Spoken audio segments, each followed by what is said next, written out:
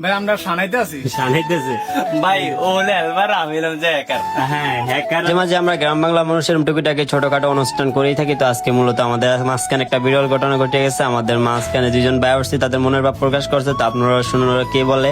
দেখেন আমরা কি করতেছেন মানে এখানে এত রাত্রে ভাই আমরা সানাইতে আছি। শানাইতেছে। ভাই ও হলে এলবার আমি হলাম যে হ্যাকার।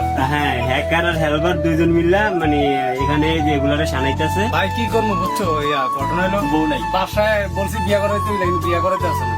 আয় তারপরে হায় এক বাসায় এসে পাক করে গেছে। আয় হায় এ আমার সেম কাহিনী, কিন্তু আমি করুন না দিয়া।